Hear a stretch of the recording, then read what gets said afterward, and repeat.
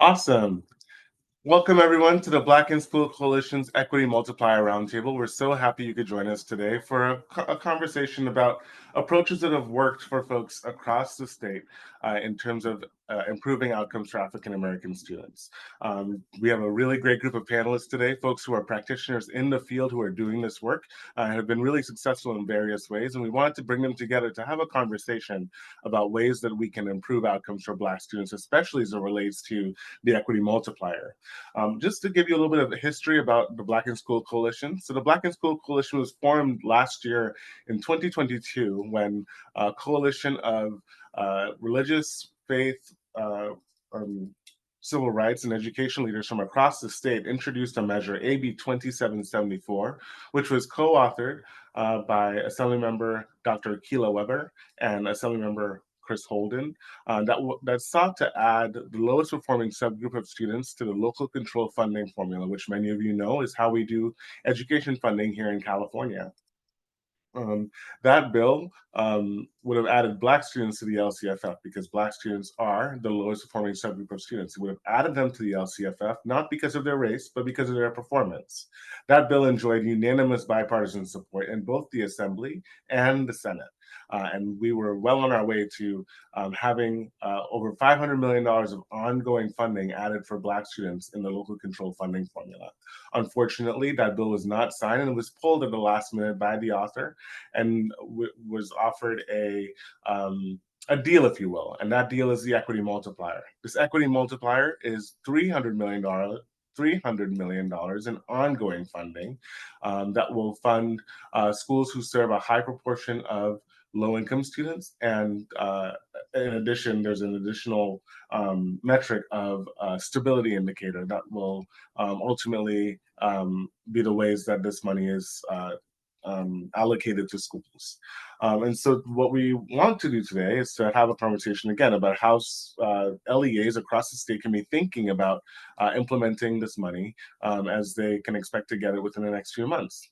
Joining me today is Dr. Angie Barfield, who's a program specialist for Student Equity and Empowerment Department at the Fresno County Office of Education.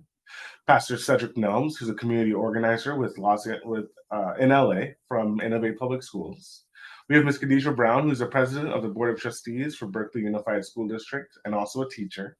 We have Dr. Keely Newton, who is the principal of Dr. Rex and Margaret Fortune Early College High School, and Dr. Dominic Zarecki, director of data analytics and strategy at Fortune School of Education. My name is Romel Antoine, and I will be one of your moderators today. And the other moderator will be Christina Laster, who both of us are community members who are deeply invested in this work and are members of the Black in School Coalition. And so with that, I wanted to get started with actually Ms. Brown. And Ms. Brown, again, as I shared, was coming from Berkeley Unified School District. And Berkeley Unified was one of the first districts in the state to actually do targeted work for African-American students when the LCFF was implemented. And so, Ms. Brown, I'd love for you to talk to us about the journey of Berkeley Unified School District and how you got this work started in terms of targeting Black students, and walk us through your journey. Yes, absolutely. Good afternoon, everyone. It is a joy to be in community with you all as we have this critical and necessary conversation. I am Khadijah Brown, and although I am the president emeritus, I am still a school board director for the Berkeley Unified School District Board of Education, and as you expressed earlier, a teacher. I've served on the Board of Education for BUSD for the past 5 years and have done some really phenomenal work in the time that I've been there. However, the critical work, which you were speaking to earlier, definitely predates me. And so in Berkeley Unified School District, we consider ourselves to be a really progressive district. We consider ourselves to be an equity-focused and forward district. However, we do have some academic gaps for our students. And so currently, and in the last many years, we've seen some of the largest gaps in the nation. Berkeley Unified School District currently has the second largest achievement gap in the nation. And so many folks raised the question, well, BUSD is a liberal place, it is a progressive place, it's a place that believes in equity, but how do you have so many gaps? And so we as educators, we as a district found ourselves asking those questions as well, and decided that there was absolutely something that was needed to be done, and something that we needed to do something necessary and something timely. And so what happened in BUSD is that our stakeholders, which was comprised of our governance team, including our board of directors, as well as the superintendent at the time, along with some parent advocates as well as students, came together and said, well, BUSD needs to really do something in service of our Black children, because the data in BUSD, as well as everywhere else in the state of California and in many places around the nation, shows that Black students were at the top and at the bottom of many things. They were at the bottom, unfortunately, of academic performance rates, being outperformed by their white and Asian counterparts, and they were at the top of suspensions for suspensions and expulsions. And so we decided to really prioritize our Black students. And that prioritization happened through a process where our family advocates pushed the board to consider our Black students being called out in our LCAP process. And as you all know, the LCAP process is a process that happens to ensure that there is equitable funding throughout our school systems. And what is happening currently is that there is no place for Black students to be called out there. But Berkeley Unified School District decided to take lead, take charge, and put our money literally where our mouths are for our students. And so that's how the process began, along with, and from that, there was a creation of many programs and many opportunities for our Black and African American students. And so although we are in the process of continuing to close those academic gaps, the gaps are too wide to ignore. And these are gaps that persist throughout our state and also throughout the nation. And so once that work began, we continue to have an appetite for more for success for our Black students. And so currently, since my time on the board, we've allocated almost $1 million towards Black student education through the vehicle of something that we call our African American Success Framework. We are working in tandem with our implementation partners who are currently from the R.T. Fisher Consultants and the African American Regional Educational Alliances. And what they've done is helped us to develop a framework. So it is not just a one-off program, but something that is embedded into every single thing that we do in education, from communication and family engagement to academic performances, and also to opportunities, knowing that many of our students choose pathways that are of college but may not also be. And so what we are currently doing in BUSD is closing our gaps through the vehicle of the African American Success Framework. We like to think of this framework as an intervention. We know that there are many subgroups who have been provided interventions. Specifically, we know that our English language learners have benefited greatly from ELD development as an intervention. And so we wanted to ensure that we had interventions that were possible for our Black and African American students. And since then, we just looked at our SPEC data, and we are definitely seeing gains. Now, the gap is still there, and it will take incremental progress and being persistent in order to close that. However, we are working towards closing it. We are prioritizing our Black students, especially during a time where it may not be popular to do so, or during a time where the law may not permit it in this way. And so that's where we currently are in BUSD, and I'm excited for the questions and welcome the opportunity to share more. Awesome, thank you. And actually, Ms. Brown, I want to let you know your audio is super distorted. If you can switch your audio to your phone, maybe, because you're sharing really great things, and I'd love for us to be able to capture all of it in clarity. So thank you so much for that. And so I actually want to move us over to Dr. Barfield. And so Dr. Barfield, we just heard about Berkeley Unified's African American Success Achievement Framework and the work that they developed in collaboration with consultants such as R.T. Fisher. I know you did something similar at Fresno Unified, and then now in your work at the county support that work. Can you talk about the work that's happening there? Sure. Thanks for having me. Hi, everyone. I'm Dr. Angela Barfield. I am a program specialist with the County Office of Education here under the leadership of Dr. Michelle Cantwell-Colfer. And I'm proud to say that, you know, we too are doing some amazing work. So congratulations, Khadija, on the work that you all are doing in Berkeley, because it definitely impacted the work as we do the work throughout the state. And so here in the Central Valley, I am proud to say that under the leadership under our former superintendent, Mr. Jim Yavino, he took on a concern. He saw the data. He saw that Black students were being expelled and thrown out of schools, and even many of them were being placed in the juvenile justice system here. And as the County Office of Ed, that is our responsibility, is to provide education for those that are in the juvenile justice system. So, the jails, the court jails, the probation schools. And so his concern was the fact that why are so many of our Black students being placed in these spots when they're probably one of the smallest populations that we had. We were about 8% at the time, but they were 40% of the population in these spaces. And so his concern was, he was like, what are we not giving them? What are they not getting? What's not driving them to want to engage in these environments?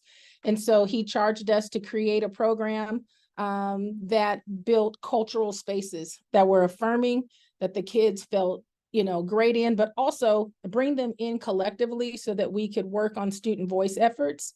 So we created the Ujima Student Leadership Academy, which is strictly for African-American students. We bring in students from all across the county.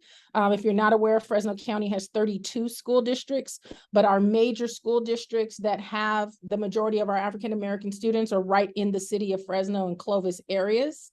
And so the journey was, we're going to create this program that's going to bring these kids in once a month, and we're going to do some work with them, and we're going to start, building relationships and finding out what do they need.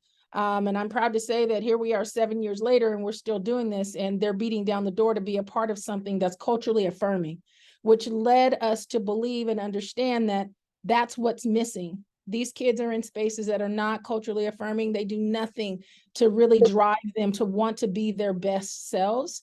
And so we're proud to say that our surrounding school districts, Fresno Unified, that now has the African American Academic Acceleration Program, which is A4, if you've heard about it in publications under the leadership of Dr. Lisa Mitchell. And they're doing that work. So they went from a small budget of, I think, of $3 million, maybe, when they started, to now $10 million that's focused directly on African-American students. And the work that Dr. Mitchell and her team are doing to transform the lives of Black students is such an amazing piece of work to watch. And it's a great example. We also have Clovis Unified doing work. They have the Browder Scholars Program, which is strictly for, anyone can come, because everybody should learn about the culture that is Black history. However, we know that our students have been deprived of that. And what we've seen, and even in my research, is when kids are exposed to the best of their culture, they do so much better because there's a sense of confidence and belief in themselves to get the work done. And so I am proud to say that, here in Fresno County, under the leadership of our two county superintendents, there is an intentional focus on Black students, to hear them, to build relationships with them, and to reconstruct and transform the way that we engage with Black students. And because of it, we are seeing an uptick in achievement. We see the gap, and we're going to do the work. But it also involves us working with our faculty and staff members to understand and appreciate what is Black student excellence. And so once we get them to understand that and move in that direction and to change that mindset, we know we can transform education. So we're doing that work little by little, but we are glad to say we're starting to see the increase. And we see that when you put Black students in spaces that are affirming and reminding them of who they are as Black students, the sky is the limit for them. So we are proud here in Fresno County and working with other county districts and LEAs to get the work done on behalf of Black students. Thank you for that, Dr. Barfield. We're glad to hear about it. And so I want to turn to you, Pastor Cedric Nelms, and I know that you worked alongside of a team of parents and community leaders and clergy. to develop a plan. And so can you talk to us more about what your journey was like, and explain some of the challenges you might have even faced, but how you got through those? Yeah, I mean, some of the work that we're doing, and I'm based in Los Angeles, and of course, LAUSD is the second largest school district in the nation behind New York. And so kind of working with trying to figure out how to empower our students. And that came by way of, actually, it was before I joined Innovate as a community organizer. I was just coming in as a community advocate, somebody who is a disruptor, to work with other parents and other community activists and clergy to develop this validated plan.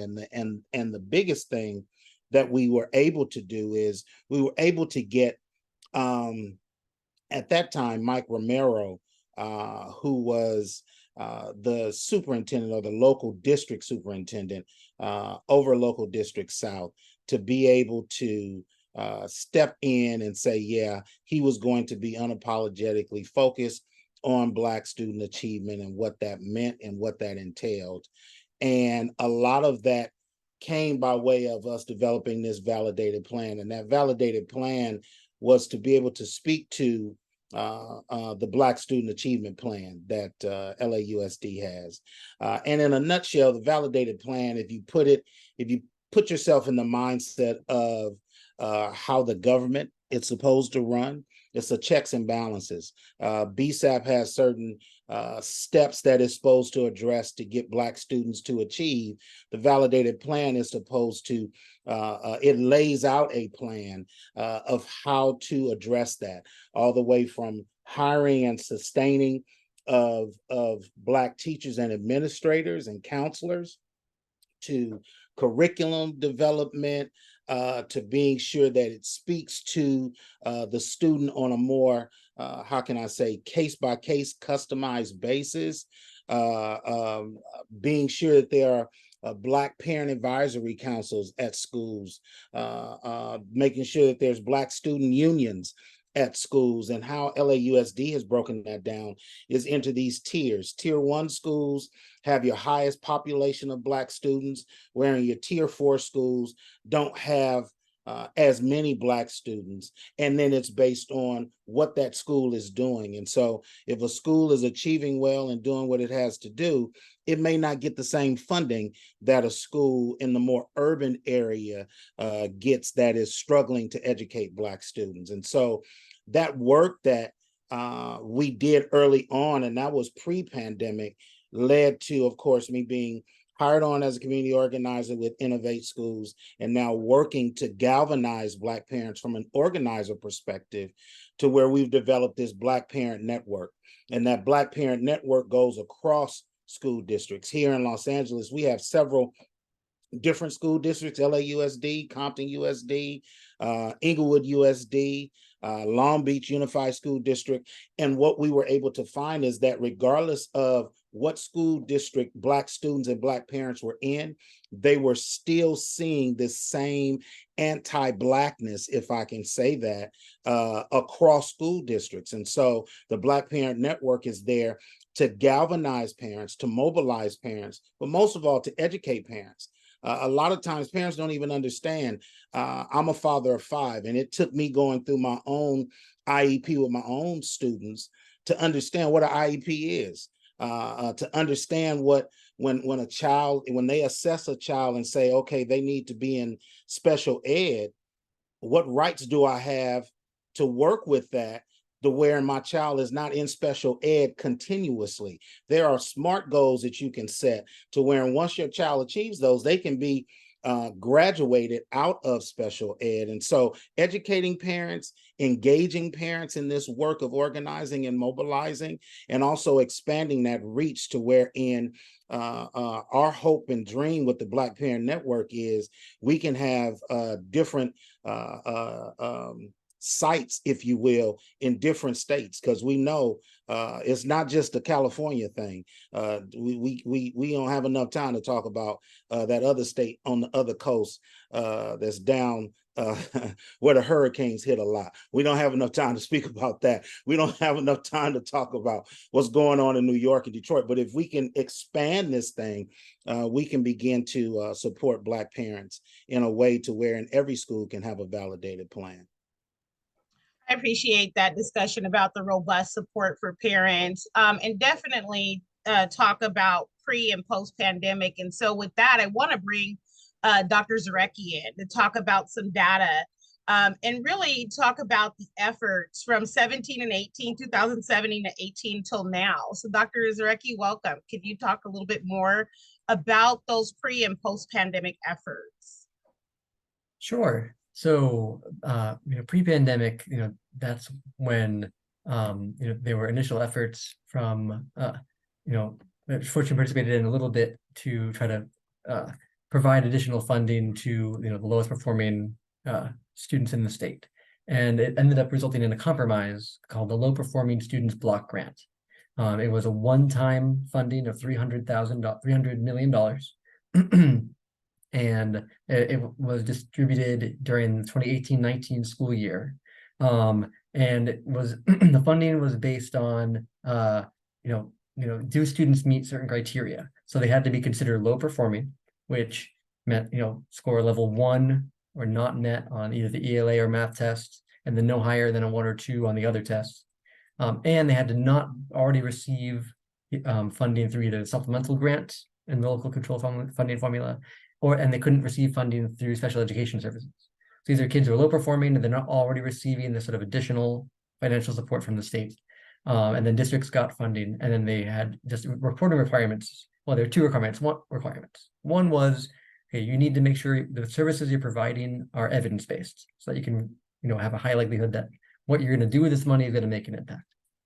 And the second thing is you had to report to the state, what did you actually do with the money? Tell us about those services you provided. Unfortunately, we all know what happened, in 2020 with the pandemic. So like right when we would start to sort of be implementing these programs and would start to collect data to see results, that's when the pandemic stopped state testing in 2020, and everything changed. So we really don't have a very rigorous way of being able to evaluate the impact of this one-time funding.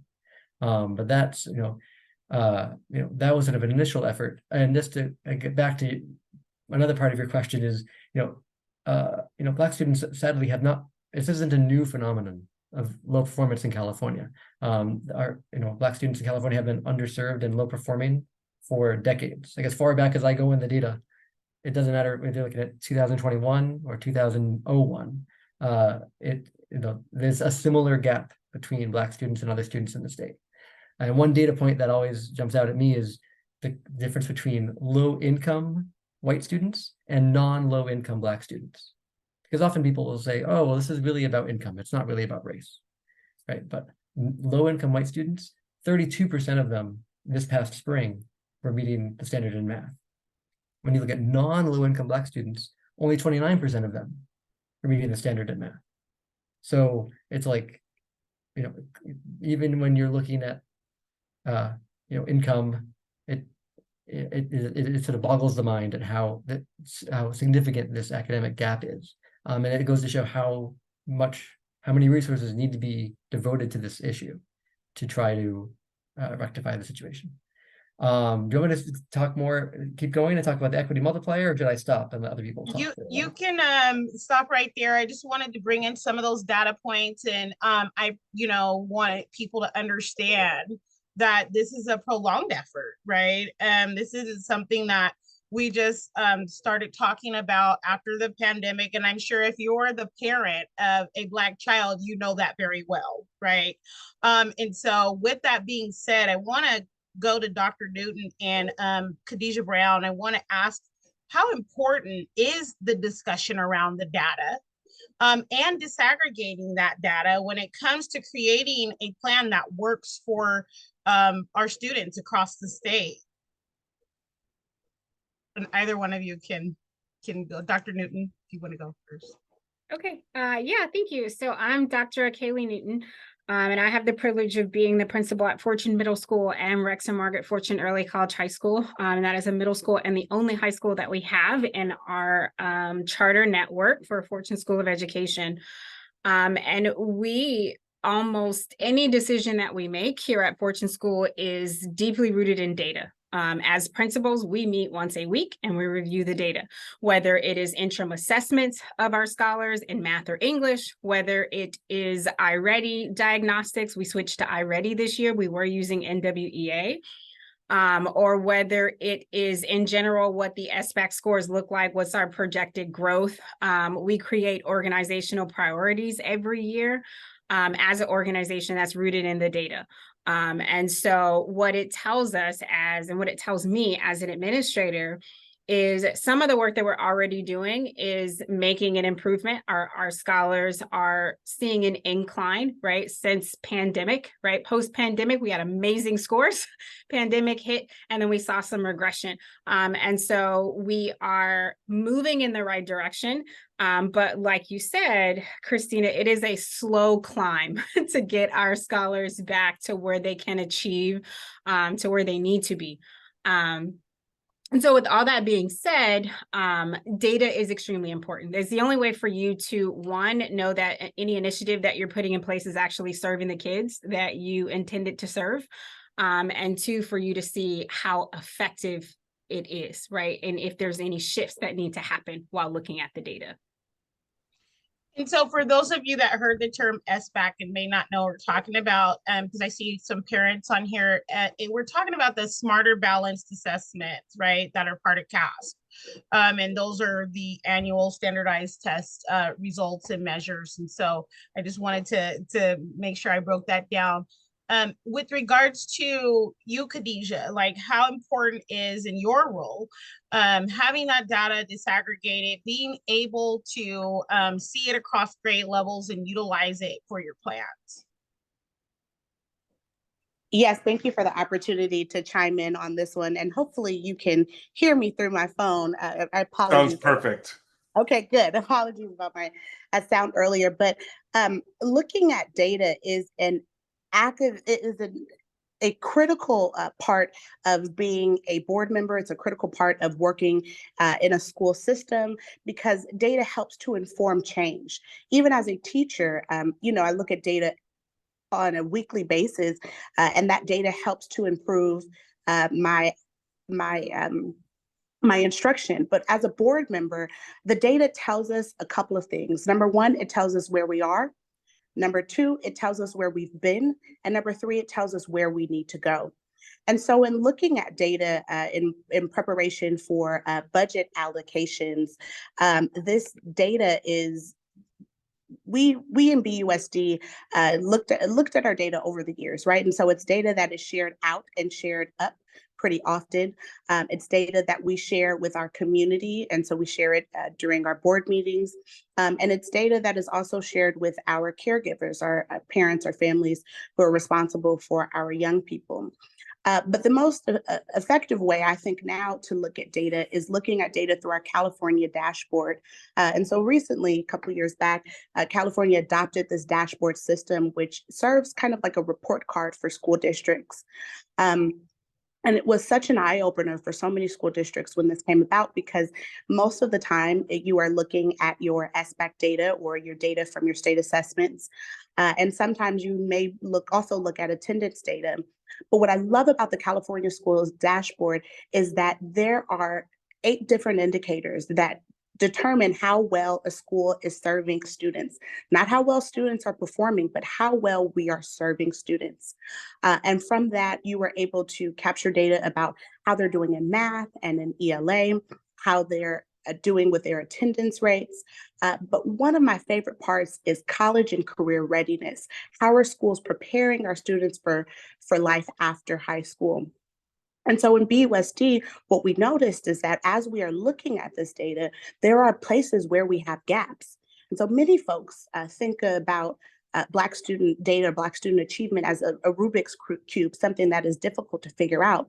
But the data tells you exactly where the gaps are, exactly where our misses are as a school community, and exactly where we need to put our efforts. And so what we found is, although we were doing a great job with graduating our students, our graduation rates for Black students increased and continued to do well. But in terms of college and career readiness, we were not well preparing our students for the next chapter after high school. In fact, we learned that 40% of our students who were graduating did not graduate with A through G eligible requirements to even apply for some of our state schools and UCs in the state of California. And so what that told us is that we needed to do more work and needed to invest in terms of our academic counseling. We needed to do more work in terms of thinking about what classes were made available to students and when. Additionally, when we were able to see our SBAC data, which showed us our gaps, which is how we determined that we were the second largest, we had the second largest achievement gaps for Black students and their white and Asian counterparts. When we looked at that data, we saw, okay, well, this is the place where we need to add interventions. This is the place where we need to focus in on tier 1 instruction for everyone to improve, the academic outcomes for everyone, but especially for our Black students who weren't performing as though they should be. And so being a data-driven district is so important, and being a data-driven board for the Board of Education is also important. I want to share a quick story. We had some challenge in our high school with getting all of our students to take our SBAC and getting all of our teachers to get excited about administering it. From a teacher perspective, we have some of our own questions or comments about the assessment, and so folks were putting their own feelings into what should happen in terms of administering the test. And so we as a board determined that we absolutely, everyone should be administering it, but we as a board determined that it was critical that we have all of our students take the assessment, because the data that we get from the assessment tells a story about where we need to go. And so to answer your question just very quickly, Christina, school districts cannot move without knowing what the data is. If you, just like you wake up in the morning and you need to put the GPS on to know where you're going, school districts need to take a data-driven approach and treat data like it is the GPS, to know where they're going, to know where to allocate funds, to know where they are going to close those gaps. And so thank you for the opportunity to answer, and I'm excited about what BUSD is doing to become a more data-driven and data-informed district, and really encourage all districts or all school entities to also do the same. Awesome. Thank you for that, Khadijah, for sharing that. It's really helpful to hear about that data-driven approach. And I actually want to move us. I want to go back to some in the weeds, like day-to-day school stuff, because ultimately we're all practitioners trying to learn how to do things better. And I want to incorporate some of the questions that we're getting here in the Q&A. And I want to go first to you, Dr. Newton. You are a principal of a high school, and actually I will also add a middle school, as if you're not doing enough already. But I see a question here in the chat about, how do we create this village mentality, right? That it's not just that parents will drop students off at school and then that's it. Like, teachers are the only people responsible for the learning, for student learning. What are some ways that you, as a school leader, incorporate parents into this experience of educating scholars? Yeah, thank you for that. And so one of my goals for this year was to really reconnect the bridge and relationship to my families that I serve. Coming back from COVID, we had protocols in place, like many districts. They had to be fingerprinted, they had to be vaccinated, they had to be willing to take a COVID test. And so for some of my families, due to whatever reasons they had, that was a barrier for them to come onto campus. So I was really excited for this year that we focused on bringing them back onto campus. So any new thing that I'm doing with my scholars, I blast it out to parents.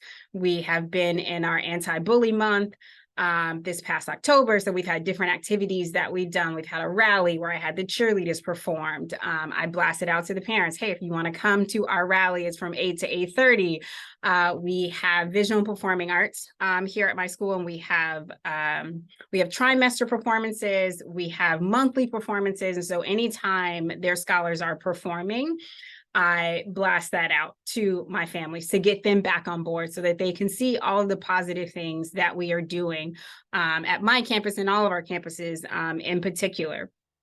And so that is how I get my families connected. So we're really specific about communication.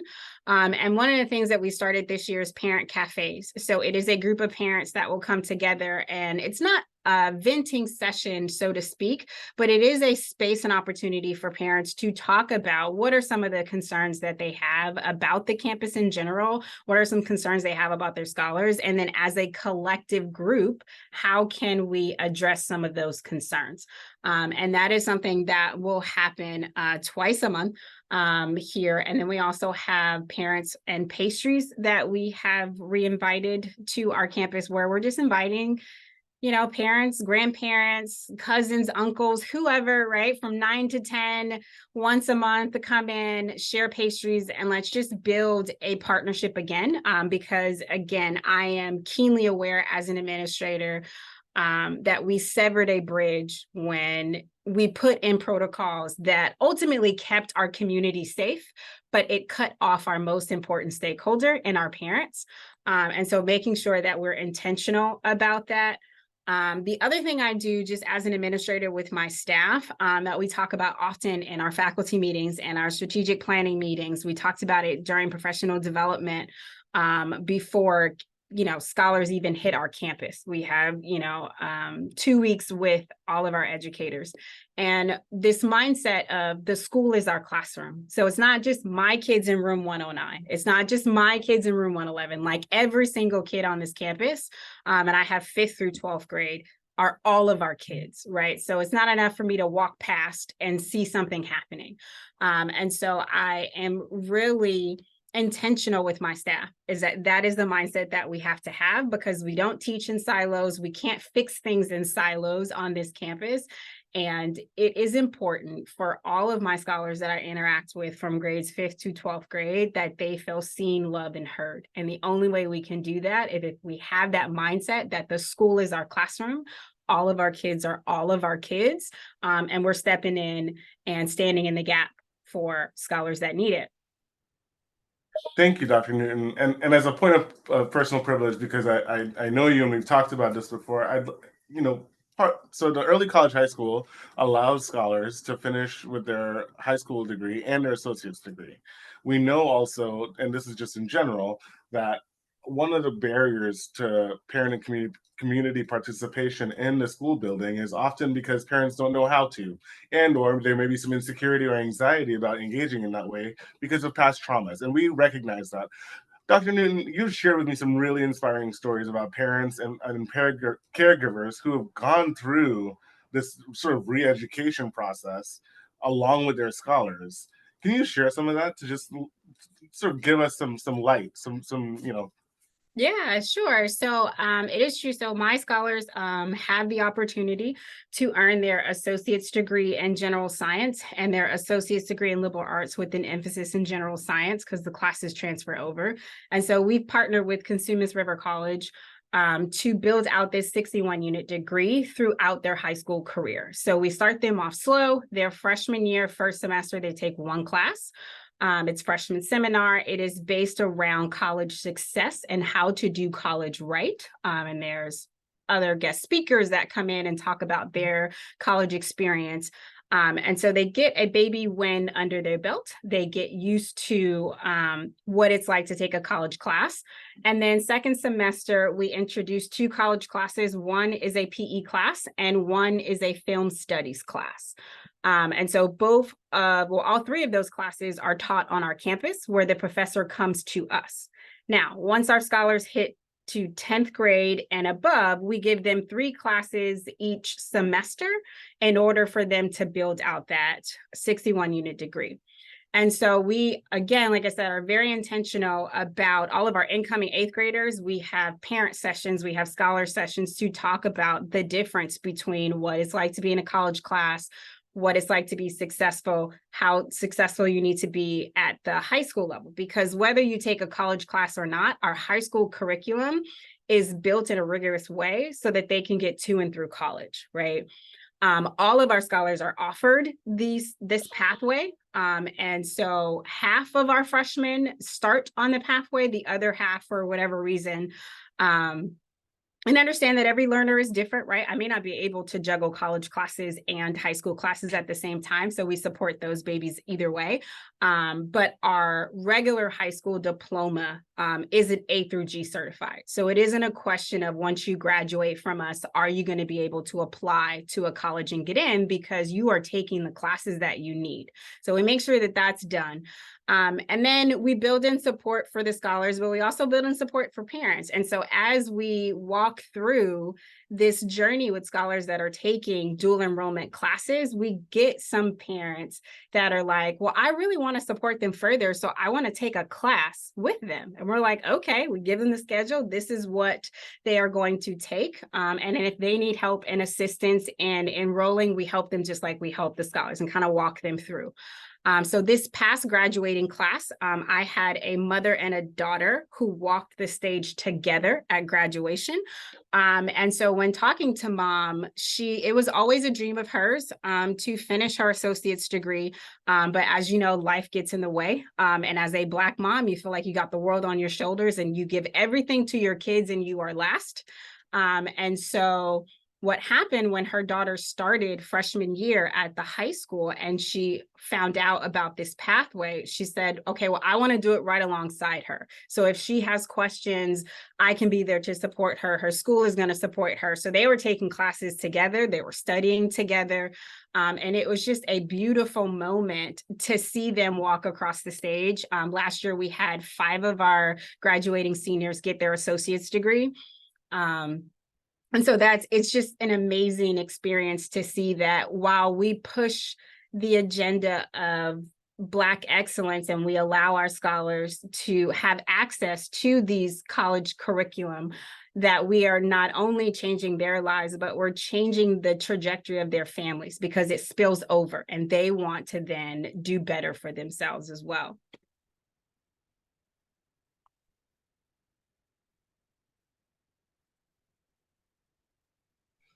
I want to ask, I'm going to try to unpin this. Pastor Nelms, how do you encourage parents to engage beyond that trauma that Romel discussed? I see that you put in the chat, we don't want to go back to the crime scene, right? And so can you talk a little bit more about that? Yeah, I mean, one of the things that I think that has really, really worked for us engaging parents is being able to give them the voice to be able to speak into what they want to see. I think too much of which is refreshing to hear Mrs. Newton talk about, Principal Newton talk about how they are incorporating parents into the learning process. I think that's important. A lot of times parents get frustrated because they don't know the answer.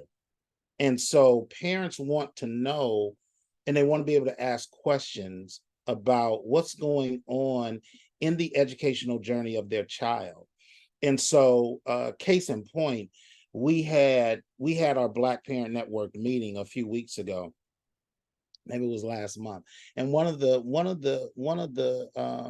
caregivers, because she's a grandmother that's part of our network, was wanting to know how to engage her grandson's school to get him into a different math class.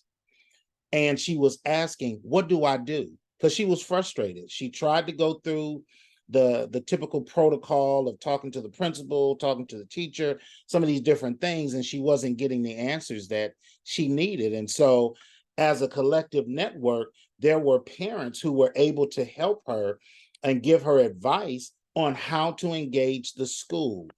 As she was able to do that, she came in contact with one of the district leaders at a parent meeting and challenged him. And within a week, her grandson was changed from the math class he was in to a different math class. She said that engagement came because of her interaction with our Black Parent Network. And so giving parents the ability to have a voice to speak into and understand that the educational system is based upon, as I've heard from different corners, it's a taxpayer system. If you pay your taxes in the city, if you pay your taxes in the county, in the state, you have access to be able to speak into what it is that your child is getting as far as that educational experience and educational journey. I think the struggle is, and I believe that Dr. Barfield said it, is trying to create this triangle, if you will, of school, parent, community, and how we interact with those and how those play with each other.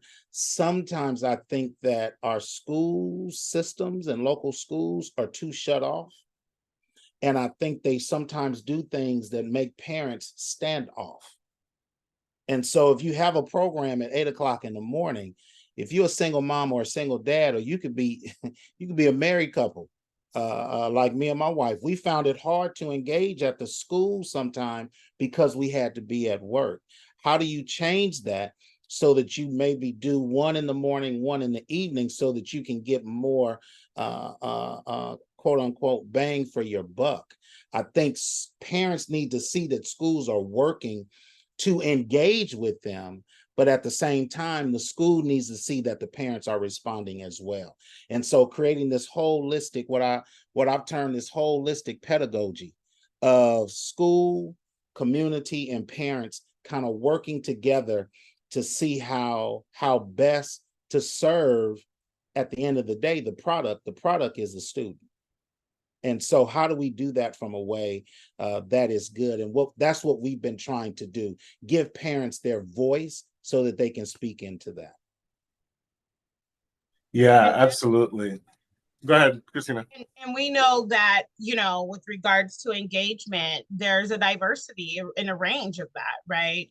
And so there needs to be allowance for that. And with regard to that nexus, the community to school to family, we know that student voice matters in that. And so, Dr. Barfield, can you please talk about the ways that you have incorporated student voice into this discussion? Absolutely. So I know I just put in the chat that we need to have more CSIs, right? We need some crime scene investigators, and those are our parents. But more than that, it's our kids first. So when we start talking about student voice, this is about building relationships. I think Dr. Newton said it right. And like, we have to mend that bridge back, because COVID blew it up. It really did. It made it very easy for people not to engage personally on a lot of levels. And so I am proud to say that through our AGMA work, our county superintendent is the only one in the state currently that hosts a cabinet of African-American students from our county 4 times a year to come in to talk to her. Now, county superintendents can't tell districts what to do. I hope everybody understands that. The way that this thing is aligned, they can't go into districts and say, do it like this. We do, however, oversee how they monetize and use funding that is brought to them. And so they can look into the crystal ball to see, hey, are you allocating funds in a way that, are helping Black students, that are helping the lowest performing? We do have that parameter, but really it falls back on the districts to do what they say they're supposed to do. And so with like the UJIMA work, these students are doing the work. They're doing youth participatory action research to find projects to focus on social justice issues where they're being deprived of things that are equitable and they should be getting as Black students, and starting these conversations, which pulls in the parent. Right before COVID here in Fresno County, we did a community convening. We had 300 community members come in to a space. We hosted breakfast. We had a student panel where the students got up there and spoke to the things that were happening to them, both good and bad, on school campuses. But I can tell you, Christina, when you hear Black children speak from their heart, it moves things. It just causes things to flow. And these kids, I mean, I will never forget, in this particular convening, we had a superintendent from our largest school district here, sitting at the table, hearing students from his school district talk about how teachers, when they walk into classrooms, AP classrooms, say, "You're in the wrong classroom. I don't think you're supposed to be here. I think you were assigned to the wrong space." That superintendent immediately was like, "This is going to change. I can't have this." But it took him hearing it from those students directly to move things, to get things going in a direction, right? To really pour into that A4 department, to really challenge his staff, to really challenge the teachers' unions to say, "Hey, if we're going to do this, it's going to require you guys to have a piece, have a say in this," right? And so, we have the UGMA work. We have our Black Student Union focus work. So, on top of this, I'm a co-founder of Black Students of California United, where we're cultivating youth leadership. We're bringing in community partners. We're working on how to develop their voices, how to move in spaces, how to develop culturally, right? But also impacting their mental health. Hey, do you guys know how to take care of yourself? Do you know where to go to get help? Do you understand all these processes that are in place?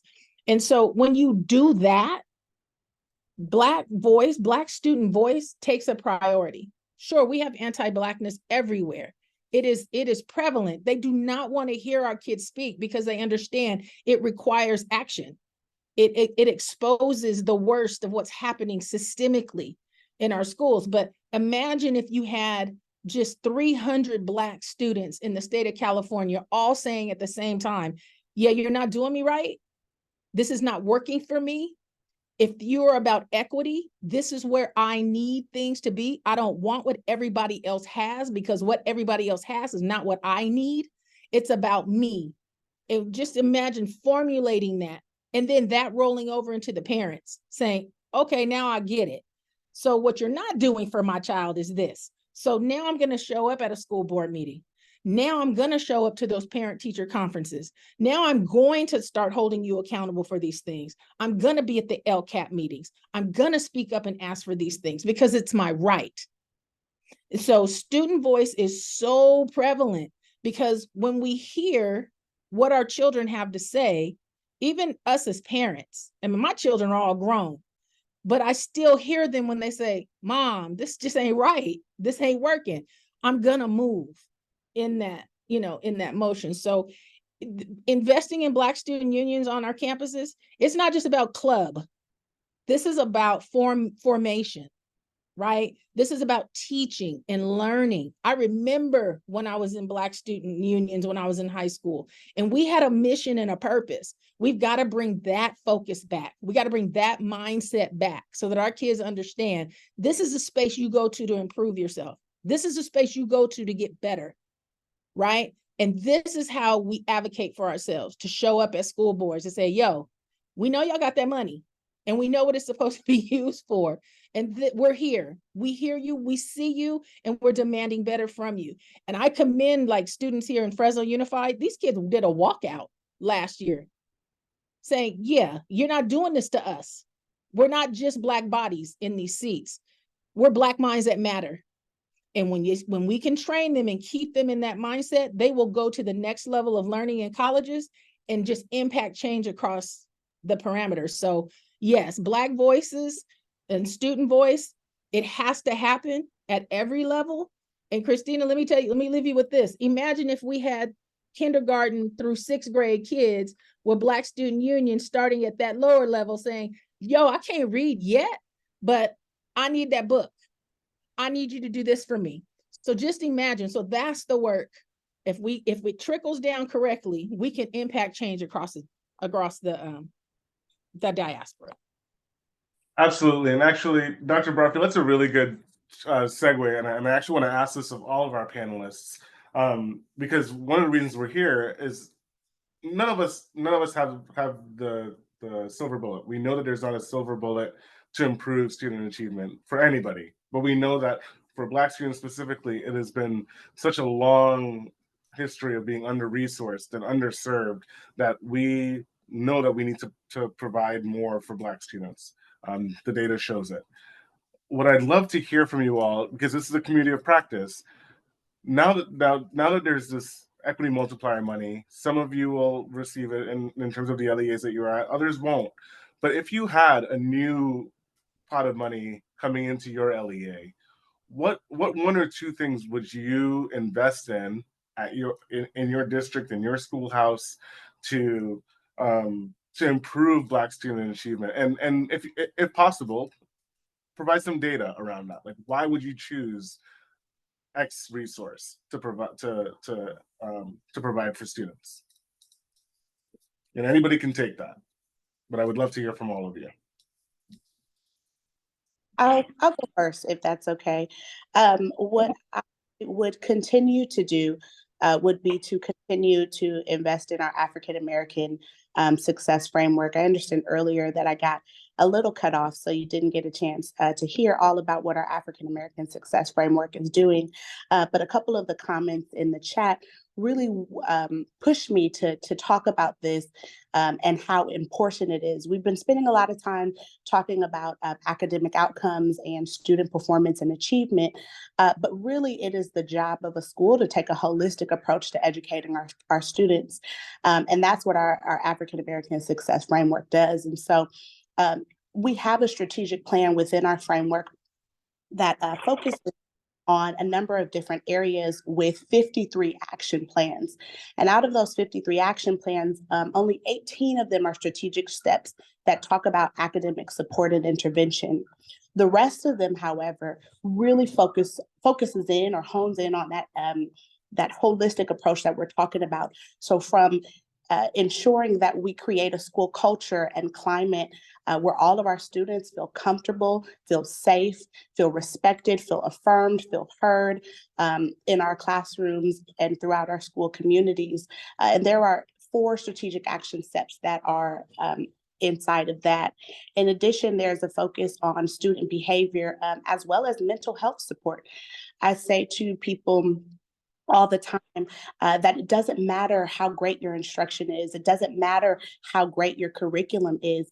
If our students are not in the place where they can receive the curriculum and receive the instruction, if we have not first addressed the challenges that they're dealing with, and I'm not speaking about our students from a deficit mindset, but really identifying that there are some of our babies who are dealing with trauma at home, and we want to bring them into school systems and have an expectation that they perform up here where we haven't reached them where they are, haven't provided them with the skills and the tools necessary to continue to excel, then we are doing something wrong. So within our framework, there are 6 strategic action steps that addresses student behavior as well as mental health support. We also take a holistic look at engaging our parents. I've heard this afternoon so many things that folks are doing to help parents feel comfortable in our school sites, to be able to empower our parents in our school districts. And we in BUSD also take that opportunity as utmost importance for us. We have opportunities for our families to be engaged. Even today, we're using a lot of acronyms that some parents may not have even heard before. So taking the time to teach our educators about even the acronyms that we use or the opportunities that they have. When we talk about A through G requirements, what does that mean? What does that look like? As well as the adoption in our school district of family engagement officers and liaisons, folks who work at the school sites who are responsible for keeping our parents abreast of knowledge and information that they should know to help their students be successful, as well as events and activities that happen around our campus that we want to invite our community to. In addition to that, we have a staff capacity building with 10 strategic action steps within that. that really focus on abolitionist teaching and focus on culturally responsive teaching, as well as teaching teachers to look at students from a not from a deficit standpoint, but really looking at them from an asset-based standpoint, because our students are gold. They're phenomenal. They are some of the most amazing people to ever grace this planet. And so how are we as staff building the capacity within our young people, and how are we building the capacity to receive our young people and develop classrooms and spaces where our young people thrive? Because the truth of the matter is, kids don't care what you know until they know that you care about them. And so our job is to help empower educators who care about our students and who will serve them well. And then the final piece in that is our data governance infrastructure, which there are 5 strategic action steps, including the adoption of a data dashboard, a place where we can go and see how our students are performing across the board, not just their academic outcomes, but how they are performing and showing up throughout our school system. And so if and when we get more money for Black student data, we will continue to hopefully invest it in our African American Success Framework, covering and encompassing all of those different parts, because we know that the wellness of the school is not just tied to one academic or one data point, which is our academic outcomes. It is tied to every single thing that we're doing in the school to prepare our students to for the next step after they leave us. Now, what about you, Pastor Gnomes? And I go to you next, Pastor Gnomes, because when we were working on AB 2774, the Black in School Coalition engaged with Innovate Public Schools to invite them to be part of our coalition, because they are really good at engaging parents, at seeing the community as an asset and really bringing them into the fold. And we saw that as a real strength in having partnership there. And one of the questions that they kept pushing us on was this: okay, how will districts spend this money? What are we going to tell them are the best things to spend this money on? And what the Black in School Coalition has always said is, we're not going to prescribe. We're not going to say these are the things that you must spend money on. But we do think that each community has specific stakeholders in it that know really well what that community needs. And so I go to you, Pastor Nelms. How would you spend this equity multiplier dollars? Yeah, I would spend it on a more direct basis. I think sometimes money in our school districts, and there's folks on that's part of this panel that know that probably far more than I do. Money gets caught up. And so really devising a plan so that money does not get usurped and money doesn't get acquired to be used for something else. And I understand sometimes our local schools can somewhat be like our households. Yeah, I may have some money saved for this, but if the pipe burst in the front bathroom, then we got to take that money from there and use it there. I get that part. But when that's repeated over and over again, where in ELOP money is not usurped like that, but then Black student achievement money is usurped like that, that's a problem. And so having a dedicated person at each campus outside of the principal, I have some dear friends that are principals. They got enough on their plate. I got some dear friends who are deans. They got enough on their plate. To have a dedicated person that is assessing, as we talked about earlier, Khadijah brought it up about the data piece. Someone that's on each campus that's dealing with Black student achievement data that a parent can go to and not have to go through the channel, hiring that person to deal with the data and deal with the finance as well, because we know it's a money issue. If monies are not in place to help Black students get what they need, then that's a problem. And that's something that with these monies, I think, and the parents that we have with us at Innovate feel the same way. I think the beauty of what we've said today is all addressed in this validated plan that we have. The validated plan is about, number one, using some of those funds to recruit, develop, and support school leaders and teachers of color. creating a black teacher pipeline. I'm someone who went to an HBCU. I'm a HBCU person through and through. I went to Morehouse College, so you can't tell me that there are not teachers or students at those HBCUs, Morehouse, Spelman, Howard, FAMU, Tuskegee, Fisk, that don't want to teach. What is the pipeline that we can create to get them in front of our students so that they can see someone that looks like them, especially Black male teachers? The other thing is providing cultural responsive academic supports. We have to respond to students. I heard someone say our students are not broken. It's not that they can't learn. It's that we have to create a culture to wherein they are seen culturally. Everything is not, and I don't mean any harm, Sojourner Truth and Harriet Tubman and the I Have a Dream speech from Dr. King. Our culture is far more expansive than that.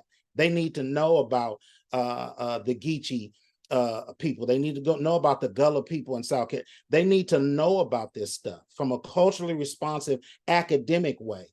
We've got to remove some barriers to success. As my sister said, when a student walks into a gate program, AP program, they shouldn't receive the verbal assassination of, I think you're in the wrong classroom. We need to have our children vetted. We need to have our students tested on a more regular basis so that they can achieve on a higher level and not the level that is being constructed for them. And also value Black stakeholders. That means that goes back to that community, family, school, and then to provide student-centered leadership and career-based mentoring opportunities. All students are not going to necessarily go to a four-year university. How do we get back involved with some of the things that I saw, and not, it was some in my generation, but I saw it more in my siblings' generation, to where they had home ec, they had mechanic class, they had carpentry classes. These are things that we still need. I don't work on cars, but I do need a mechanic to work on the cars that I have. I don't build cabinets, but I need someone to help me build cabinets. We still need engineers. You know, we need these things from our students. And that's how I would use the funding on a more local level, being sure that it gets to the schools that it needs to get to, and it does not get hung up in the drainage of the district. And for the district to use it how they deem it to be used, and it's not getting to the group that needs it the most. If Black student achievement is taken seriously and looked at seriously and not just a check box, everybody elevates themselves if Black students are elevated from an academic perspective. Latino students are going to rise, white students are going to rise, Asian, even my Pacific Islander brothers and sisters, everybody's going to rise when Black student achievement is focused on and not just a tagline. If I can build on that, I really love the focus on where is this money really going? And as a data guy, there isn't necessarily one particular intervention that I think, oh yeah, like this is the silver bullet, this is the way to go. But there is this new approach to funding any intervention called outcome-based contracting. And the idea is, if it's whether it's a tutoring company or some kind of, social emotional program, the contract states, okay, you're going to get definitely this base amount of money to provide the service. And if you're able to also reach certain goals, whether they're social and emotional, so suspension rates, academic goals, whatever the goals are, if you meet the goal, then you get additional funding.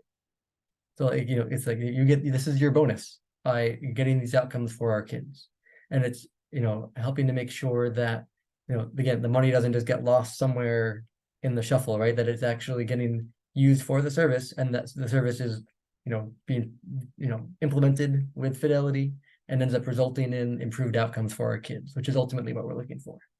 So as a data guy, that kind of approach excites me even more than like one particular intervention, right? I think if I can come up with that one intervention, I'll be a millionaire somewhere, right? Like But I think, this approach of tying vendors to their outcomes that they're promising they can provide is a promising way to go. Dr. Zarecki, I want to hone in on that for a minute. And, if people want to, they can go to the blackinschool.org website and definitely bring up the fact sheet. But I want to talk about the 70% of Black students in California are not meeting English language arts standards, and 84% are not meeting math standards. And so, what does progress and success look like? And if you could talk more about the lead versus lag, and how, we can really look at it in a way that we see that we're making progress. Yeah, so there are a couple of great questions in there. So one is, leading versus lagging indicator, or leading versus lagging, measures. So that's like, what are the goals we care about? So I love academic data and test score results. I understand not everyone is necessarily as into that data as I am. But if you think about sort of the timeline of a student, they from all the way from like preschool to early elementary, these academic results that the state makes all students take is only grades 3 through 8, and then in high school usually grade 11. And then we care about, do they graduate on time? Do they get a good job or go to college afterwards, right? Are they able to get a successful career afterwards, right? I think, are they able to participate meaningfully in our democracy, right? Like, those are sort of ultimate outcomes. Like that's probably what we care the most about. But those are what we call lagging indicators, right? We only get to see them at the very end. So we want to find leading indicators, right? Things that we can find earlier on that can help us kind of predict, are we setting up our students for success to reach those ultimate outcomes, those lagging indicators at the end. So there's a lot, researchers will argue and will present evidence to show, look, like these academic results, even as early as grade 3, they are leading indicators, right? So if we can get third graders to more of them to be performing at grade level, then there'll be a trickle effect, and they'll get more of those students who are able to graduate on time, and more of those students are able to get a good job, go to college, be successful in life afterwards. And we're trying to even connect the earlier, early elementary and even preschool metrics that, can we find leading indicators there so that we can work on building up that part of the education pipeline. So that's part of your question. And then the other part is talking about, like, there's sadly large percentages of all students, especially Black students in California, are not currently meeting state standards. And the state just released some new results, the spring 2023 results in ELA and math. And sadly, ELA actually declined slightly statewide. It went down, a quarter of a 0.4%. And while that doesn't seem like much change, the thing is, what it means as an education system is huge. Because before the pandemic, California would at least grow about 1% in each subject per year. So that was like normal. And then the pandemic hit, and academic went took a nosedive. But then we had some rebound for a year or two. But now this past year, not only did we not rebound in ELA, but we went down a little bit. We didn't even get our normal growth in ELA, which is terrifying, because that means like we're doing the opposite of what we want to do. We want to be rebounding back to where we were before the pandemic. Math was different. Math, we were able to see a slightly more than 1% growth. So a little bit better than average. But even then, that just means in math basically is back to normal, so if we were to get normal growth in both subjects from here on out, we're still talking, it'll take us about 5 years of growth just to get back to where we were in 2019 as a state. So it's, pretty, if we think about our whole education system and how it's grappling and with this COVID recovery, it's pretty dramatic how long this is all taking. So some of this speaks to what that mindset looks like when educating our students, right? And so I want to just approach this question and give it to all the panelists. what does cultivating a better mindset when educating our students look like, and the mentality that they can do this? I mean, you know, without that constant bias around the achievement gap persisting, but looking at it from a different perspective of what can we do to drive change forward. So I would like to start with Dr. Newton. Yeah, thank you. I think it starts with having high expectations for all of our scholars and not lowering the bar. I think oftentimes with Black and Brown kids, we feel like we need to lower the bar because of socioeconomic trauma, whatever buzzword you want to add in there, right? We feel like, oh, well, they are not going to be able to reach this, so let me try to give them this. And so over the years, Black and Brown students have been given the bare minimum, right? That's why you see kids that are, you know, coming from other high schools that transfer into our system where they haven't taken classes that are A through G certified for them to even apply to a university. And they've been failed to believe that that's barely enough, right? If you graduate with the state minimum, that's barely enough and you'll be okay. But we know as educators on this panel that barely enough in the state minimum graduation requirements doesn't get you to where you need to be. So it's having that mindset of, one, is high expectations.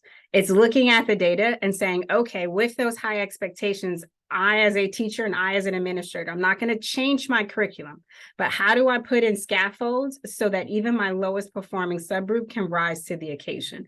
And that's really where it is. So it's looking in those data meetings to say, okay, here's the standard that I need to teach. Where do I think the academic struggle is going to be for all of my kids in general? Now, where is the academic struggle for my lowest performing group in my class? Where's the academic struggle going to be for my scholars with IEPs? And putting in and doing the prep work to say, okay, how am I going to scaffold this? What is the best scaffold or intervention that I can give this subgroup? Because ultimately, if you are scaffolding down to the level of your scholar with an IEP, that means all of your scholars are going to rise to the occasion and they're going to meet the need academically, right? So that's one of the things that we try to really focus on and be intentional about. Is not lowering the bar. High expectations is one of our pillars at Fortune School of Education, and it's about building in supports and a ramp for kids to get to where they need to be.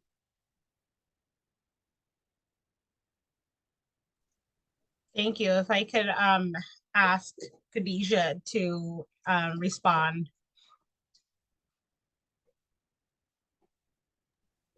Yes, absolutely. I appreciate the opportunity to respond. I agree with Dr. Newton.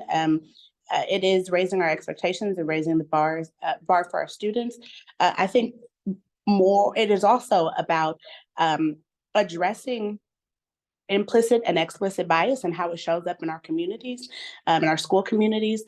Oftentimes, I was talking about abolitionist training for our teachers a while ago. We are doing it now, but a while ago, and I was met with the question by a teacher, but I'm not racist, right? And so how do you address teachers who think, well, I'm not racist, but are still participating in racist and caste shattering practices that limit our students' ability to be successful in the classroom? And so what that looks like is mandatory professional development for every single person that is in front of or responsible for the academic outcomes of students. And so that's what we've done in BUSD, ensure that a part of our professional development in the summertime and throughout the year says that our students participate in abolitionist and anti-racist training, regardless if you think you are racist or not. Our school systems and our data is showing that there's something going on, and it is not just because of our young people. So doing that, I think additionally, we have the opportunity, and most people don't realize, but we have the opportunity to really impact school systems. And the way that we impact school systems is by being intentional about who we put on our school boards. It is not enough just to ensure that folks get elected. When they are elected, it is also our responsibility to hold them accountable. Earlier in the chat, I saw a question that asked, I'm paraphrasing, of course, but asked, what do we do or how do we make amends with school board members who are not having the best interests of our students at heart? You hold them accountable. You go to school board meetings. You go to their office hours. You create a committee or a group of concerned parents that regularly email, attend school board meetings, and advocate for the issues that you are most concerned about, and especially as it relates to our Black and African American students. In BUSD, the reason why we were able to move our LCAP goals and able to ensure that our Black students are represented in our LCAP was because of course, the board and the superintendent, but also because of the advocacy and the support of our parents who said, I will no longer sit by and stand by and watch my students, our Black students, fail year after year after year. When students are in a school system, the folks in the school system are responsible for that student. And just in the same way you would not take your student to the swimming pool and let them drown, we as a school cannot let them drown. And so we have to be intentional about our accountability with our elected officials as well as with our superintendents. And additionally, on the with the idea of holding folks accountable, that also looks like holding ourselves accountable, right? And so when you receive emails as parents or as school leaders or as teachers that invite you to come to these LCAP meetings, that invite you to participate in these surveys so that your voices can be heard, that invite you to come to town hall meetings, go and show up. And when you show up, speak up, say something, because what traditionally happens in our school systems is that the loudest voices are the ones that are responded to the quickest. And so we all know that there are challenges within our school systems not serving our students well, but you need to be heard. Your voices need to be amplified and to be heard. And when folks are not listening, you hold them accountable.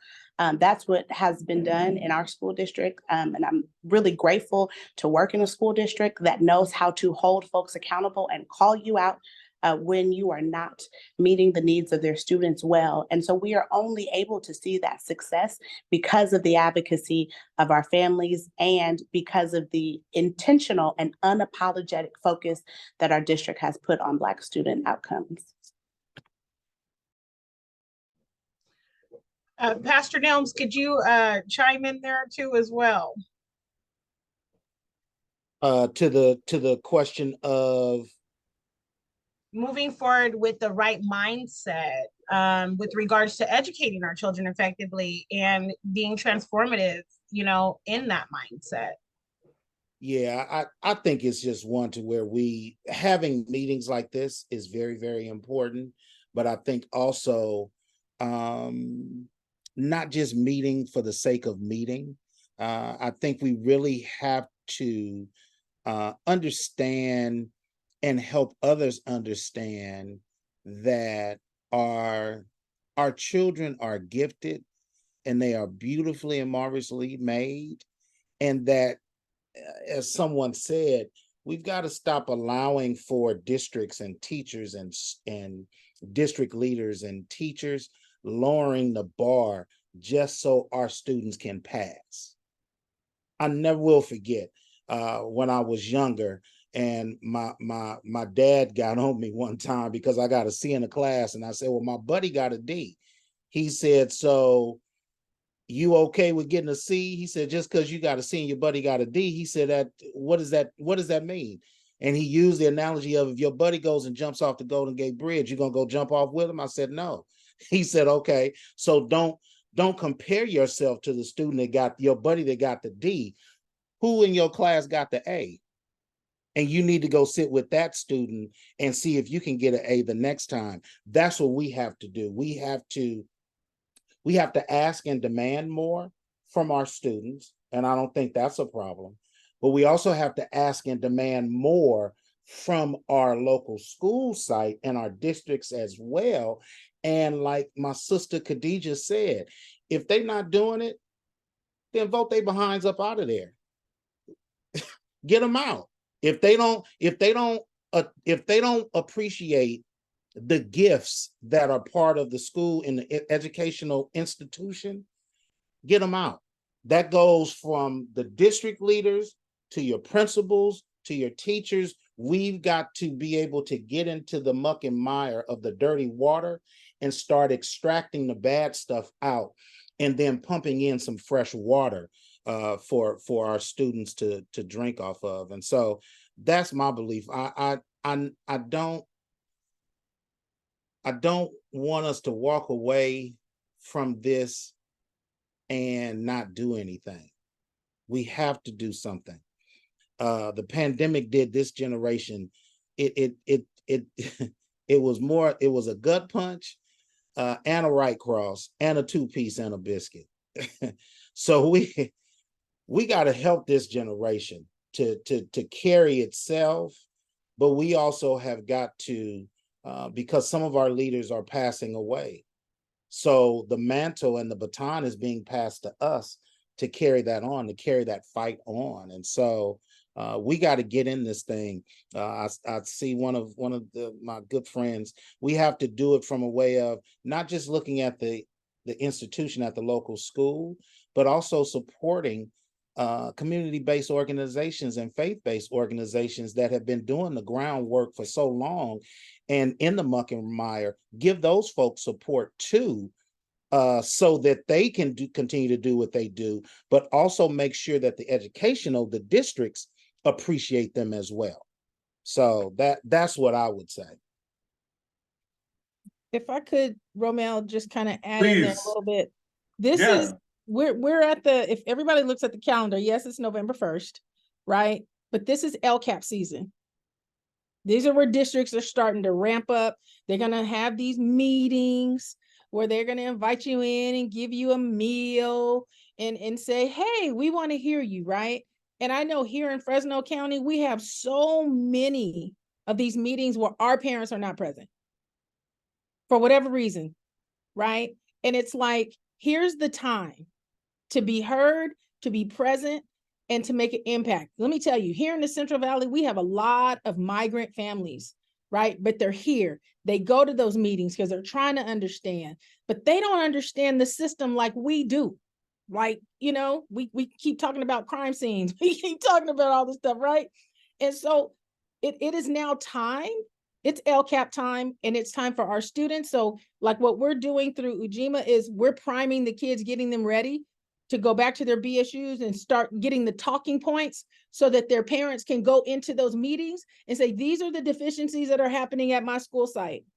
These are the things that I need as a Black student at my school site, right? Because it's their responsibility to advocate for themselves, right? The other thing that I learned is in speaking with Dr. Lisa Mitchell with the A4 team, right? A lot of school districts right now, as they're gearing up for this LCAP, you know, and trying to get their marching orders, they're doing the school plan for student achievements. So the SPSAs, right? And what they're asking for as an A4 department is, we want to make sure that you write our kids into your plan. And then throughout the course of the year, hold them accountable to do what they said they're going to do.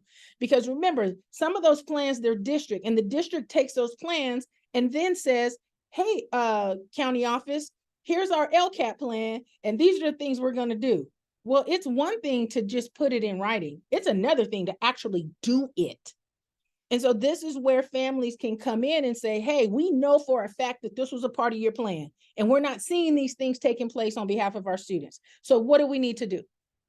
But when you ask for something, put a monetary value on it, which means you got to start working with somebody who understands how this works, period. Right? So it is LCAP season. And this is where I start blowing my bullhorn here in Fresno County. I was like, parents, it's LCAP time. Go get that free meal or take your own, but you need to be present, and you need to let them know that we are not going to take this anymore. You're not going to make money off of the deficiencies of our children, which we know it's not inherent. I think Christina said it earlier. It's deficient. That's not our kids. That's not what they do. But when we raise the bar as a community, it leaves no room for error on anybody when it comes to working for our kids. So that's why I think, you know, pulling it all back, the time is now. That window is closing. We got conservative groups coming in and erasing our history one book at a time. And we're letting these people show up at school board meetings and scare school board members into doing things that harm us because we won't get up and go show up. So we have to do more, right? This coalition is setting forth to do something. It's trying to move a community of people into action to do what's right. But you can't expect for the coalition to do all the work and not have the community with it to sustain the work.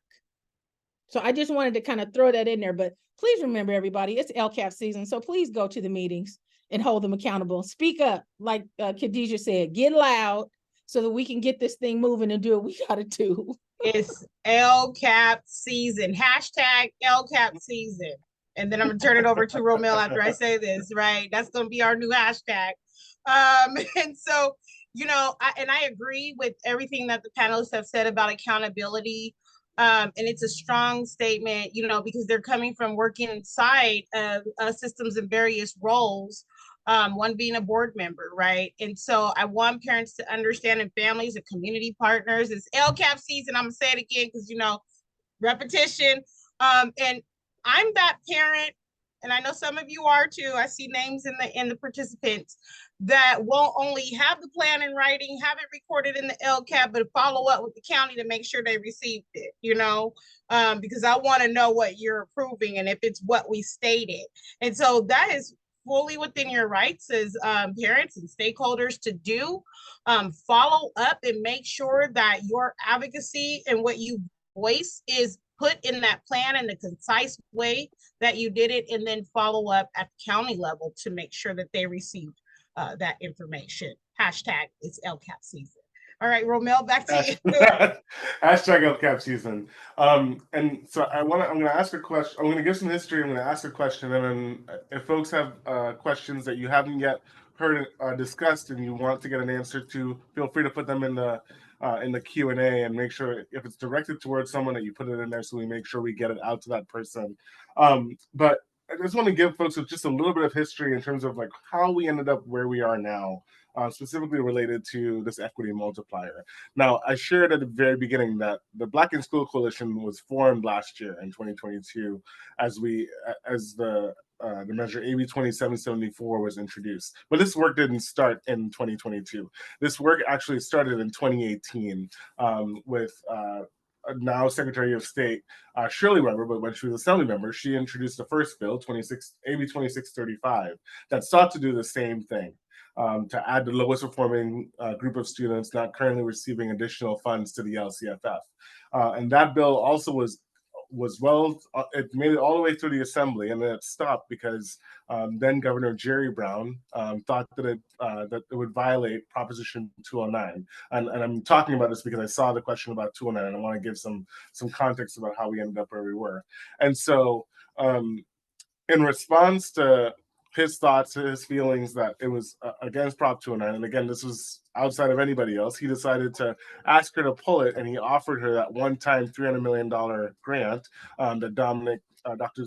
Dominic Zarecki talked about, the low-performing students block grant, $300 million in one-time money that we're not able to assess the efficacy of because the pandemic happened. That's really no one's fault, but ultimately we weren't able to assess that.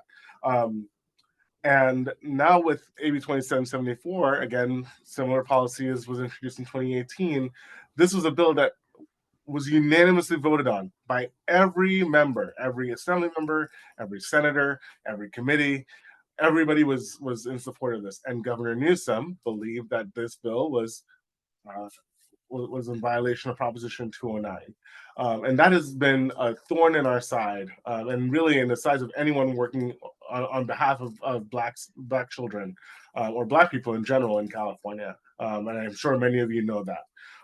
What we did see recently is that senators just submitted a question to the Attorney General's office asking if the policy that was in 2774 is okay. Basically the question is asked, is this a violation of Proposition 209? And we are excited that the Attorney General's office is taking up that question and considering, is this something that will be okay? Because if that does happen, if they do say that the policy in 2774 would be allowed, then that actually would pave the way for a lot of us to do this work much more freely than we are now, right? Like right now, we are trying to find all these ways to figure out how we can get our babies the support and the resources that they deserve and they need. But we can't yet. We haven't figured out a way to talk creatively about Black students as we have about many other groups in the state. And so that's one thing that's happening. But the other thing that's also happening is Assemblymember Corey Jackson out of, I believe, Riverside, he introduced ACA 7, which is a constitutional amendment, a proposed constitutional amendment that will basically allow anyone who is engaging in an initiative that is research-based, that is responsive to the needs of a community, that is tied to specific outcomes. If those things are satisfied, then it basically creates a carve-out for whoever's trying to do that initiative to work around Proposition 209. Now that constitutional amendment is not through yet, and then once it does go through, if it does, then it will be voted on by all of us at the next opportunity to vote. So that's the next time that will come up. So those are some political things that are in the works that we have our eyes on, that we want to make sure that we are doing everything we can wherever possible in our power to make sure that happens. But those are things in the works. But I actually want to go back to Ms. Khadijah Brown, because one of the reasons why I'm in awe of you and in awe of Berkeley Unified, and I know you shared that a lot of this work happened before your time, but I'm hoping you can give us some story time, some context about how this happened, is that Berkeley Unified has been targeting this work to Black students since LCFF has happened, since, even with Prop 209 happening after that, that there are ways that they have found to do this work to serve our kids in the way that they deserve to be served. And so, Khadijah, if you're able to share about how Berkeley Unified has worked to target that towards Black kids, that'd be helpful. I mean, I will also share that in our discussions with the governor's office around AB 2774, one of the things that they kept telling us, which was really frustrating to hear from them, is you don't need this bill. Districts can already target this money to Black kids if they wanted to, right? We know as people who've been working in this field for a long time that that's not in practice what has been true, right? And so, but that's the governor's office seems to believe that is the case. So, Khadijah, can you share, or what can you share about how Berkeley has worked to identify and target resources, supports to Black students? Yeah, I shared a little bit earlier, but I'll share it again, and then I'll share another side or another story about what has happened more recently. But as I expressed earlier, when we were thinking about the LCAP and the earliest adoption of the LCAP for all school districts within the state, there was, a lot of conversations about how this could be the opportunity to make a difference for Black students in our school district. And so it really took the superintendent at the time, Superintendent Donald Evans, as well as school board members, specifically school board member, the late Karen Hemphill, as well as a group within Berkeley Unified School District, which is identified as PCAD, which stands for the Parents and Children of African Descent. And it took their advocacy going to creating their own town hall meetings, creating their own community engagement forums to educate folks about what the LCAP is, how it is coming to Berkeley and all of our schools, and how it could be used as an opportunity to allocate funds for Black students. And so that wasn't done with the permission of the government. No one told BUSD that this is how you should do it or what you should do or use this as an opportunity to educate Black schools. It really was because of the advocacy of our stakeholders and because of folks who were tired of being tired and tired of seeing the data and tired of hearing that Black students just needed to do better and be better, and folks who were tired of seeing money allocated to other subgroups of students or to other places, and Black students continuing to not get anything and continuing to be at the bottom. And so it really took that advocacy and that sense of courage to be able to do that. And what is the part that I think was most important is that they went out into the community and educated the community. So when you went to board meetings, it wasn't just Black folks who were saying what the board should be doing in service of Black students. It was the entire community saying, this is the opportunity that the board should take, because Black student achievement is the responsibility of everyone. And so that's how that started. That's how that began in Berkeley Unified School District. But to your point, what you just said, Romel, just a couple of seconds ago, is that school districts can continue to do this with or without permission from the state, from the government. Although we do need opportunities like AB 2774, there are things that school districts can do independently. More recently, when we were thinking about the African American Success Framework, we were presented with the, this is about 4 years ago, 3 years ago, we were presented with the superintendent's as well as the associate superintendent's budget during our budget season. And as board members, myself and now the current president of Berkeley Unified School District, Laura Babbitt, looked at the budget, and we looked at the allocation amount that was going to go into Black student achievement, specifically around the African American Success Framework. And in that meeting, we said, well, how are we going to do this and this and this and this and this and this with only this much money? How does that happen? You all said to us, these are your plans, this is what you want to do, these are your goals, but you're not putting enough money where your mouth is. So what we propose is that you go ahead and just add another $500,000 on top of that. And we really rallied our board members around that idea. And in that moment, in that meeting, voted to change the allocation amount and increased it so that more funding could go to Black student success. And so all of this, I'm telling these stories to say that all of these things can happen if folks put their money where their mouth is, if you advocate, if you are specific and intentional about what it is that you want, and more importantly, if you do not wait for anybody to be your savior and to come and change things within your school system. Historically, us as Black people, we have a FUBU approach, for us, by us.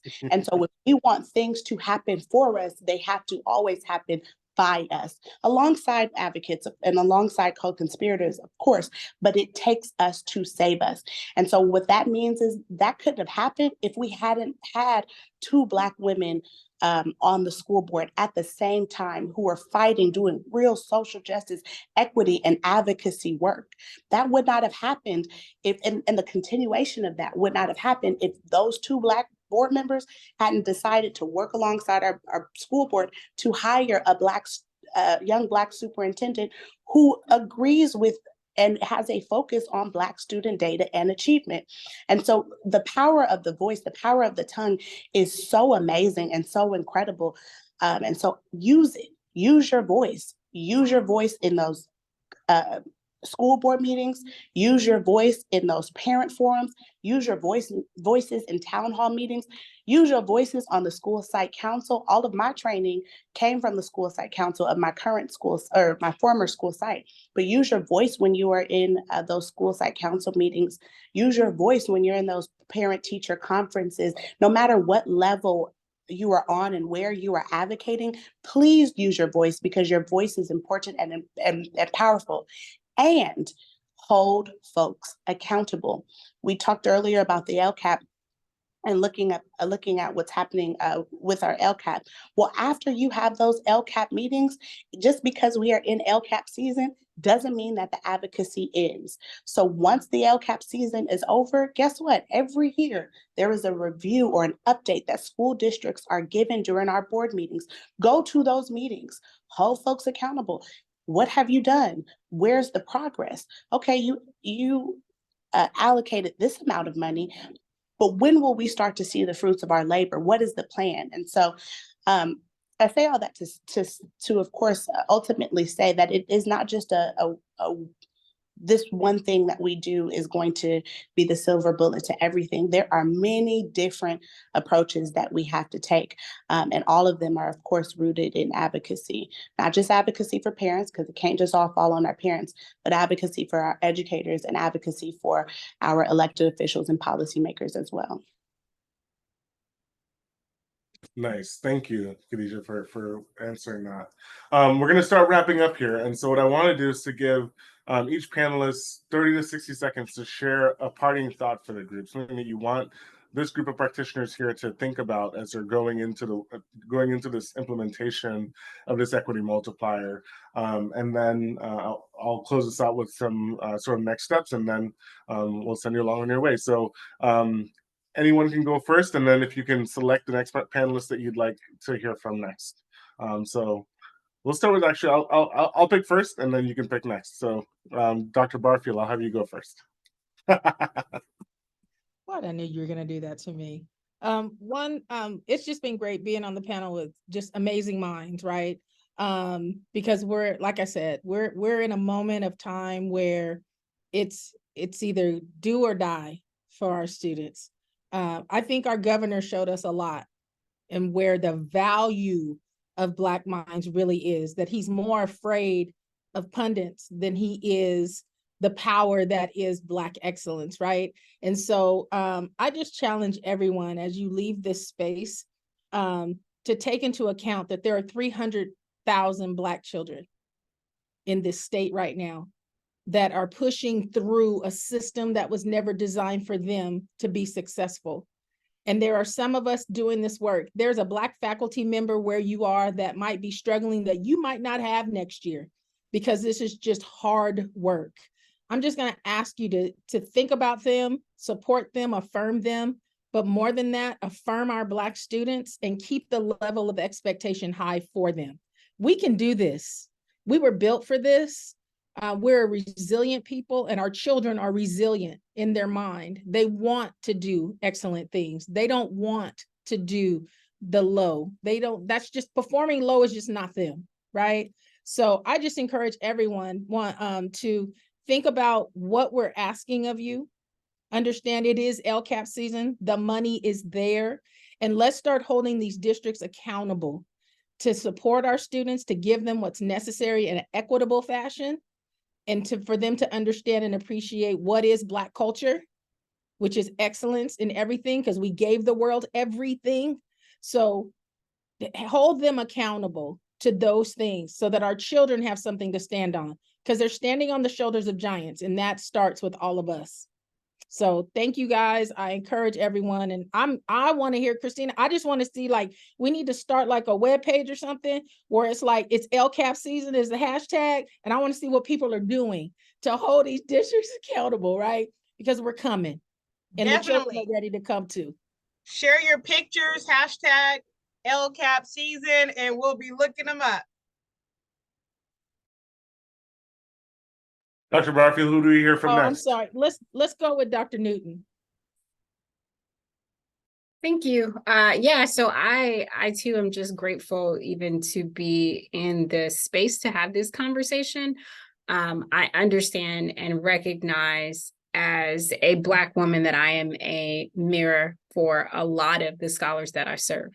That just the fact that they see a young Black woman excelling and leading in this work means that they too can do it. So that doesn't fall on deaf ears and deaf shoulders for me. So I understand that, and I recognize that. And so it gives me what I need to push through every day. And just to remind ourselves and to our scholars, you know, to show them grace, because they are dealing with things that I never had to deal with, you know, as a young Black student in East Oakland, like social media and the other things that are pressing on them. So it is very important for us to take into account the whole child, right? Mental health, where are they, right? Because as someone said, you can have a beautifully curated lesson, but if that kid is just not there and their basic needs aren't met, they're not going to be able to get anything done, right? And so just keeping in mind and giving our scholars grace and helping them navigate through the challenges that they face today that are very different than any of us have ever seen.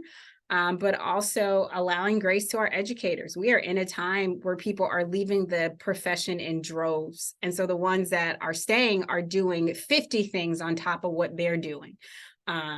You know, in a lot of our schools, we have long-term subs, right? We can't even find credentialed teachers. So making sure, me as a leader, it is at the top of my mind is how do I support this sub in a way that they can deliver rigorous academic instruction, even in the midst of them being a sub, right? And then not choosing this profession, right? So just knowing as educators, as parents, to be a listening ear, a sounding board, a helping hand, to understand that we can't vilify everyone that works in a school, right? Everyone that works in a school isn't bad. There are some amazing people that are doing the work, right? And like I tell my scholars every day, we can do the hard things. We absolutely can. It just takes all of us moving in the same direction, having the same vision, with the same mindset, right? And putting supports in place to get the things done. But I'm excited. And I will pick Khadijah Brown. Dr. Newton, I knew you were going to come to me, although I was hoping you would give me a minute to catch my breath, but I knew you were going to come this way.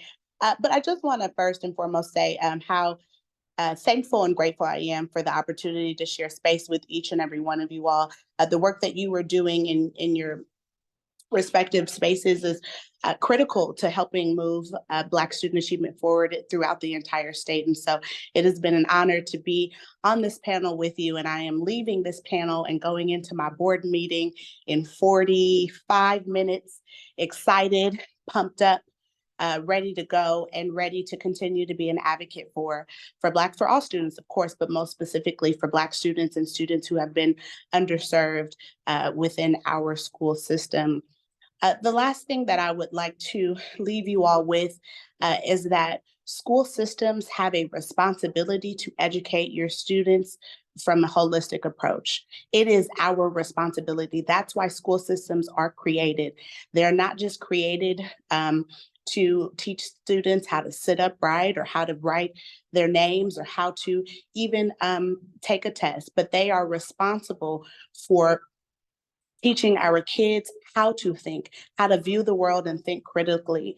But that cannot happen unless we create systems where schools know that is their job to help students move forward and achieve academic success. And that is for everyone in the school systems. Oftentimes we blame teachers. Dr. Newton said that, you know, there are some powerful people who are in our school systems, and not everyone is out to get, you know, our kids. But then sometimes there are. And so we have to not just blame teachers and not just hold teachers accountable. We also have to hold principals accountable. We have to hold school board members and superintendents accountable. We have to hold folks who are doing the data work in our districts accountable.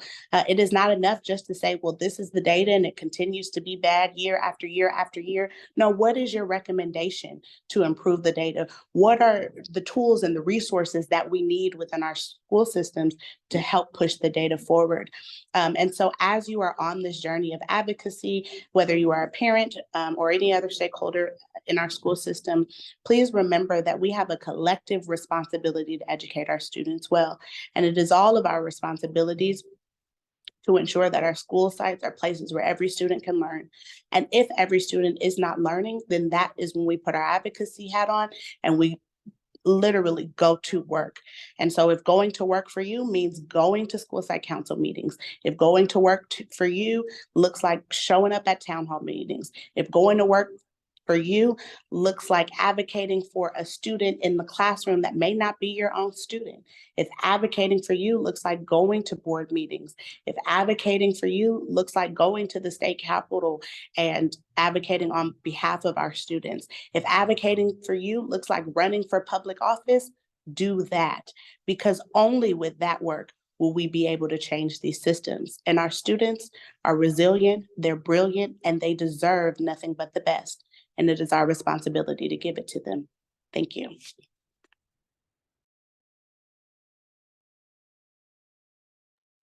Oh, I'm Dominic.